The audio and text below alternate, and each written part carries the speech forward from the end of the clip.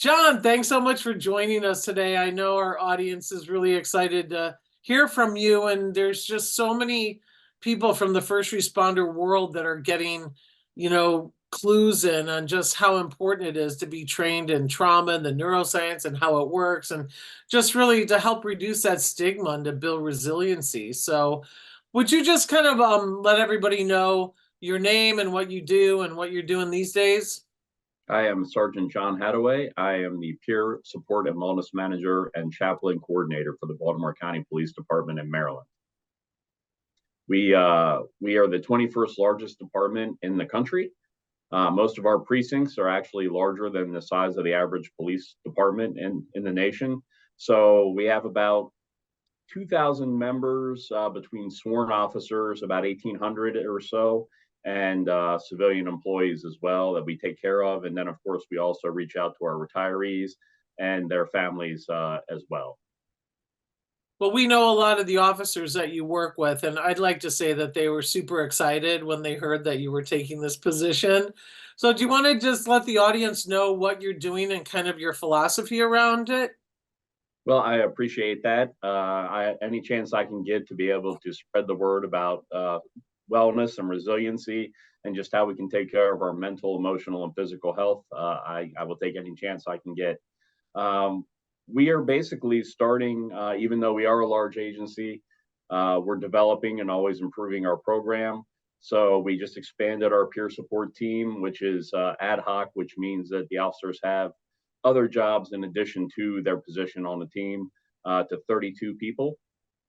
And I wanted to diversify the team to make sure that everybody had somebody they could talk to. So different cultures, different backgrounds, different races, different religions, different anything you can imagine. I'm trying to recruit and make sure that people are comfortable and that they have somebody they can comfortably talk to when they're in a time of need.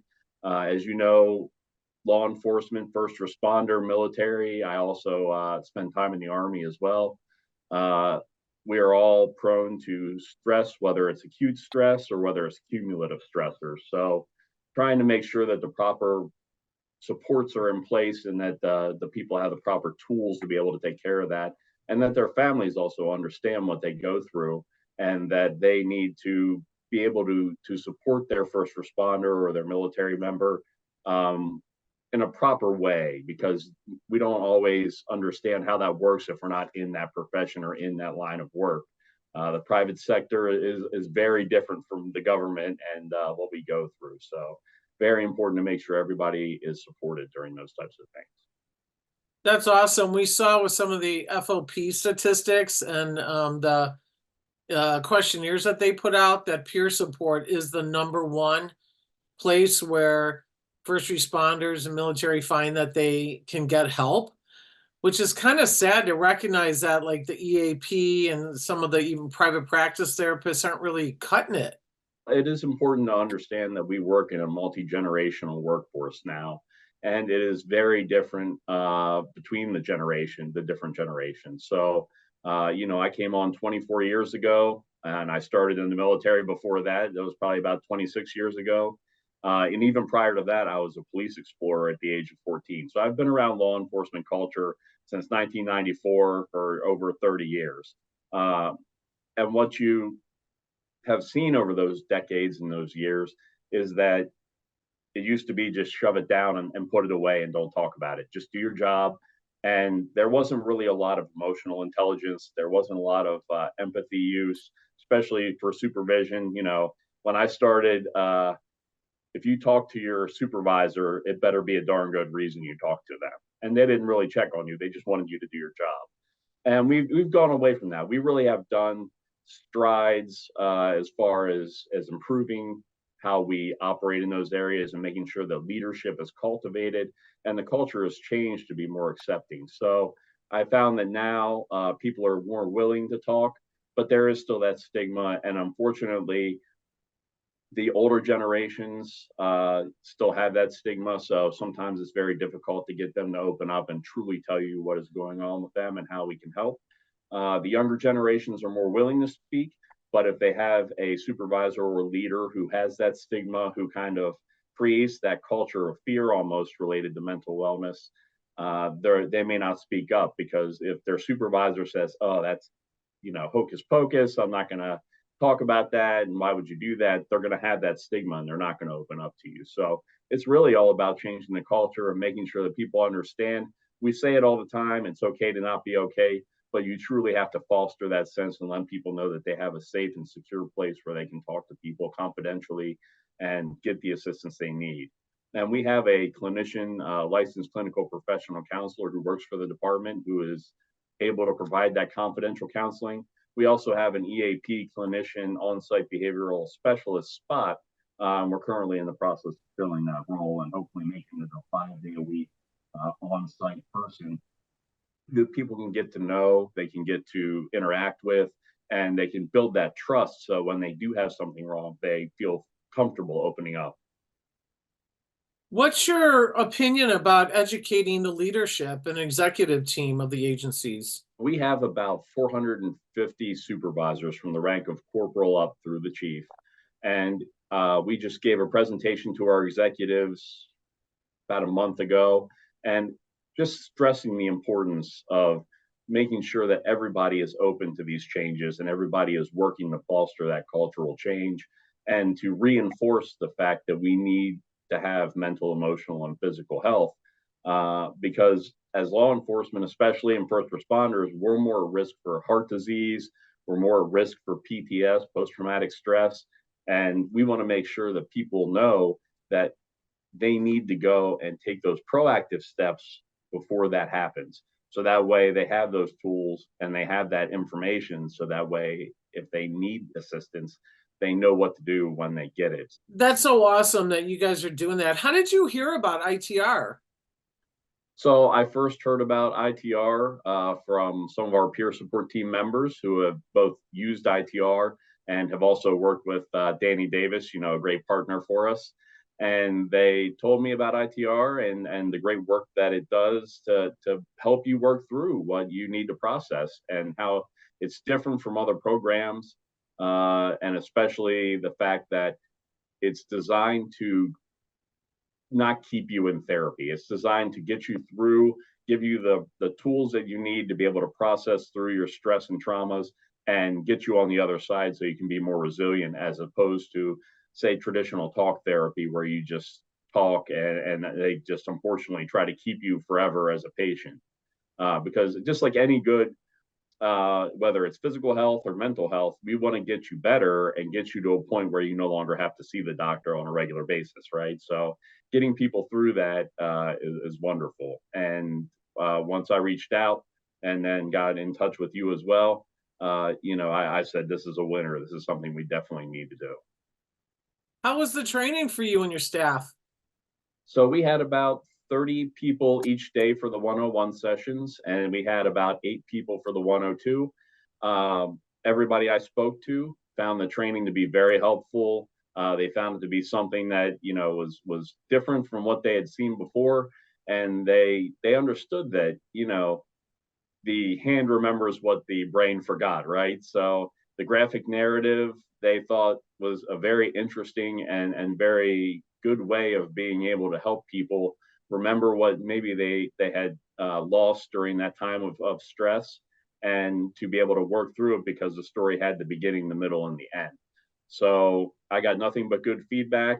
We had all kinds of people. We had our sworn officers, we had professional staff, we had other departments that actually came out, and it was a great group of people that were able to really just take away a lot from the class.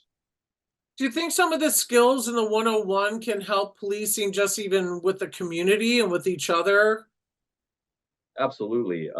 Just being able to help describe what ITR is, instinctual trauma response, to community members, providing community groups with the information about both the graphic narrative and the externalized dialogue, will definitely help build stronger trust and bonds between both.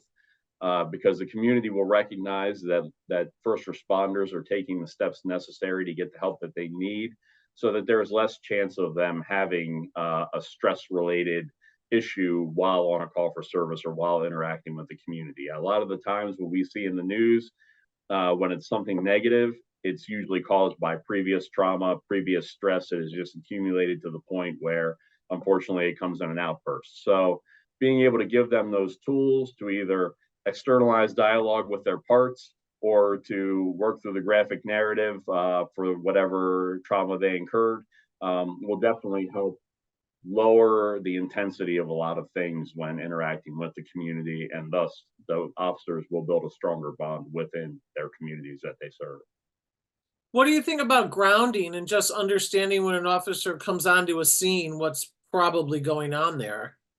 I think grounding is a very good tool for any officer, or really anybody in society, just to have at their disposal. I actually have my grounding bag sitting right here next to me on the windowsill there, and just whether it's just asking people to point out three things that they see, or having the pop socket or a fidget spinner or whatever it is that allows them to kind of take that moment to reset themselves, to process what they're experiencing, and then to decide what the best course forward is probably one of the biggest things that they can do, because you take that second and it's kind of putting that block on you before you make that mistake or say something you don't want to say, and it brings you back into reality.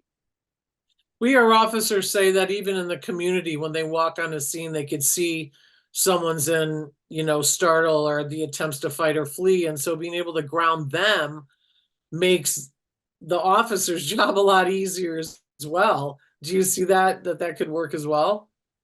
Yes, I actually just provided a presentation for our new corporals who are getting promoted from officers. So this is their first foray into supervision. And as part of that training, we go over grounding and the fact that officers can use that as a tool with the community to help de-escalate situations, whether it's a witness, a victim, or even a suspect. The officers can use grounding techniques to bring them back into focus so that they can actually have a productive conversation and work through whatever it is they're investigating or trying to speak with them about, instead of kind of going in a loop where they're still in that startle or that fight or flight. They're still not using their thinking brain, they're using their reactive, their animal brain. They can bring them back into being a grounded state, and then they can actually have a productive conversation. I agree. When we hear this stuff on the news and you just think, oh, if this officer had a chance to, really clear out some of the glass full, like we see, it's like with you guys, and it's just part of the job, it's like trauma after trauma after trauma, and you can handle a lot of it, based on training, but there's a lot of times where there's things that you're not trained for. And so that's where I think it's becoming more of a understanding that, those things you need to empty the glass. With the officers, you could go from a burglar alarm to an infant death to a horrific car crash to a homicide scene in the course of a day, with all within an 8-hour time span. And so you're bringing those traumas with you each time you go to a different thing. So being able to take that time to process quickly, but process through it at that point, and then moving forward through your day, and then at the end of the day taking that time to ground yourself and really work through what you saw, and making sure that you're talking about it and talking through it. One of the things that I teach a lot is the difference between World War II and Vietnam. World War II, the veterans that came back on the ships had 30 days sometimes to sit and talk with people that experienced the same thing that they did and talk through their trauma. Vietnam, we moved into the aviation age.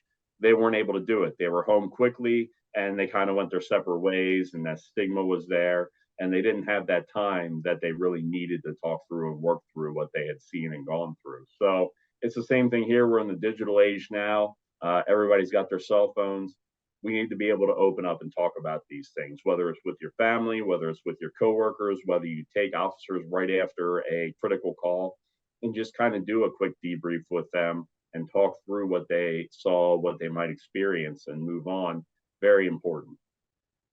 We hear healthcare associates are talking about the power of talking through it in the past tense, like we talk about when you do the graphic narrative, so they understand that, okay, that happened, it's not now. Yes, putting the call into the past narrative so that it's in the past, it's not a current thing that's going on, helping to work through that so that you don't have that PTSI or PTSD in the future, where it's reoccurring for you constantly and it's really interfering with your life is very important. So having that story, the beginning, the middle, the end, and putting it in the past tense will really help officers, whether it's a 10-minute conversation after a call or whether we really just sit down and talk about it in a more thorough manner, or whether they need to go and see a professional and actually do the full graphic narrative. Either way, you're giving them the tools to be able to deal with these things so that they can live a more resilient life and be able to handle things a little better in the future going forward.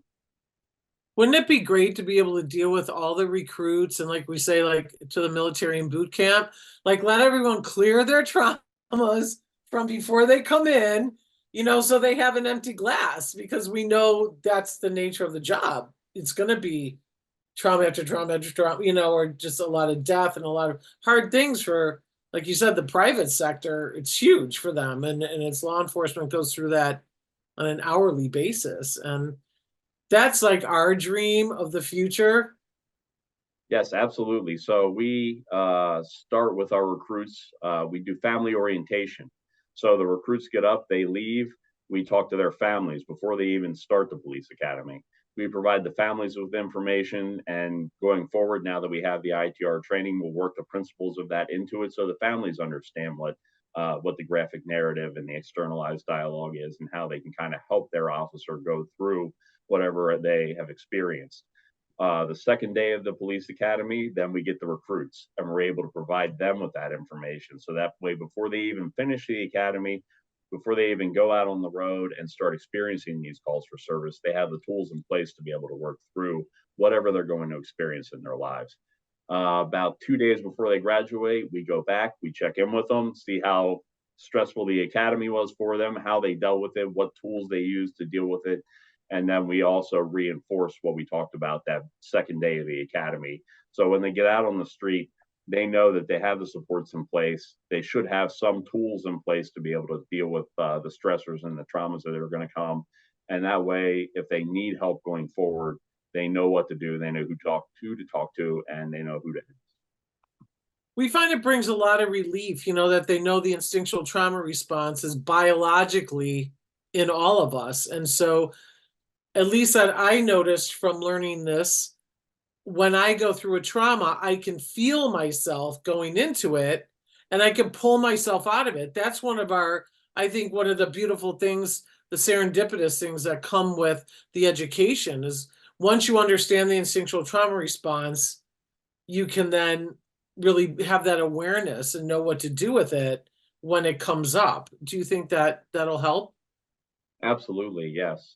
It's just like anything, right? If you start to experience heat stroke, you know you need to go and drink more water. You need to get to a cooler place. If you get a hamstring, you pull your hamstring, you know something's wrong. You know what you need to take steps to be able to fix that. So if you know ahead of time that you're going to go into that trauma response, you're going into the startle, you're working towards the fight, flight, or freeze, then maybe you can use those tools to pull yourself out of that before you really get on that bell curve. You want to try and keep it on that left side of the bell curve before you get to the top, and bring yourself back down so that way you can continue to operate in an efficient and effective manner and be able to make good decisions using your thinking brain and not your other brain. Very good point. So what would you say to other agencies to encourage them to get trained, beyond just trauma informed and beyond just mental health first aid? I my perspective is always to make sure that we have all the tools we can possibly have. So, there's a lot of good mental health related tools that are out there. Wading through that noise, making sure you have access to everything you can possibly have. So, exploring ITR is not something that is really readily out there for a lot of people, just because it hasn't been picked up as some other types have, and that's really unfortunate because it really can help a lot of people that don't necessarily realize what they've gone through and the trauma that they've gone through, and don't know how to work through it to paint that picture that we talked about it and put it into that past tense, and they don't know how to use the externalized dialogue to reach those different parts of themselves to be able to work through and become more resilient on the other side. So I would encourage them to look at the ITR model and decide if it's right for them. Again, it's not necessarily a trained professional that has to learn it. Anybody can learn it, and we can work as liaisons to be able to spread the message of it out there, and then also work with our professional partners to get them trained so that they can do it in a more professional therapy setting. Do you think it can help people at home as well? Absolutely, it can help everybody. I mean, anybody that's experienced trauma or stressors or that will, which is everybody, can go through this and use the graphic narrative and the externalized dialogue and all the information that ITR provides to help make themselves more resilient and be able to be proactive in their mental health and their emotional health as opposed to being reactive, which a lot of us are. We'll incur the stress, we'll incur the trauma, and we'll let it build and build and build until it's at a tipping point when we could take steps ahead of time to work through everything as it comes. And that way we're not having that cumulative stress that's just weighing on us. And you can be much lighter as a person because you won't have to worry about everything from the past. You can just work towards the future. Some of my best friends are now retired Chicago police. And when I first started working with Dr. Tinnen and Gant, my goal really in getting into this field was to help my friends because I saw that they were just going through it, so many traumas, and there wasn't really, they were looked on, like you were saying, with that stigma that you were a wimp, you couldn't handle your job or whatever if you brought it up. So I proposed the idea to do a web app so that my friends could go on and process their traumas without going to a clinician, because they did have a lot of that fear, that they don't want someone else to know what's going on. And a lot of times it's stuff from home, it's personal things, like they can handle a lot of what's on the job. Sometimes it's just the regular stuff. So what do you think about that? You think officers would use a web app if they could be on there as an anonymous? I think if you build a web app and you get them to a point where they can trust it and understand it and know uh, what the application is and how it can help them, they would absolutely use it. Most don't want to talk about their personal lives. They don't want to talk about their personal problems, especially if it's relationship related or finance related. They just carry that stress with them because they don't want that stigma that goes along with having a relationship problem or having poor financial pictures. So if you were able to allow them to work through it and they were at a point where they could actually use the app and work through it without professional help, because sometimes there is a need to have a professional that can assist you with the process. But if it's open to a grander audience, they may be able to work through some of the stuff that they're currently going through instead of having to seek professional help right away. That would be exceptionally helpful for a lot of people, especially if it's anonymous. What do you think about the idea of getting agencies trained where the peer support or people interested in that could become ITR certified trauma technicians and then work alongside the clinicians? Like I know they have different things like that in the recovery world where there's officers that are, recovery coaches that work with the clinicians. Do you think that could work in the trauma world as well? Well, a lot of officers that go through something and do reach out to peer support like to have that peer support with them throughout the entire process. So we've seen it a lot of times with critical incidents. They like to have that peer support person from the time that right after they pull the trigger in an officer involved shooting until the time that they've worked through whatever their trauma and stressors are and they're back on the job and they're able to process through that. And even after that, a lot of times the officers, the peers will keep in touch with that person going forward just to make sure that they're continually okay and that their mental and emotional well-being is okay after that. So having people trained as technicians and being able to work alongside the clinician, as long as the person receiving the care is open to it, absolutely, that would help provide an extra layer of support to them as they work through their trauma. Yeah, that's great. Well, we're so proud of you guys and what you're doing and just how progressive you are as far as really getting in there. And I guess being people of your word, like we hear so many say they care, but then they don't really do anything, And so it's just wonderful that you guys are doing that. And I would think that your officers see that and feel supported within your agency. We've definitely seen a culture shift where a lot more officers are willing to speak to us, reach out to us, even if it's for something minor. Uh, there's always going to be a certain level of stigma, but changing that culture, making sure that people feel supported, making sure that you're following through on what you say you will do, and providing them with resources and support as you can is the most important thing. You're absolutely correct. A lot of places will say, we care about you and we want to help you. And in the end, they don't really do that, or they don't really come through, or they're just stretched to the max and they're not able to do that. So that's why it's important to continue to expand and grow programs and to look for things such as ITR, to be able to work in and thread that into the culture and thread that into the program. So that way they're always continuing support and resources that they can reach out to have. Well, we want to thank you for what you're doing, and we're just so proud of you guys. And everyone did such a great job in the courses, and it was just really fun to work with you and to see that growth that everybody had. Because doing the 102s, that a lot of people will stop at the 101s, but having a group go through and do the 102s and even the 103s, like you're going to have some people do, it's amazing because we know that they can help, like you said, that support and explain to people like what they're going to do. They're not going to go lay on a couch. They're not going to talk till the cows come home. They're going to actually do productive things that will end. There's a short time. So will you just say like one more, I guess, encouragement to have people actually get a little bit more trained besides just the basic?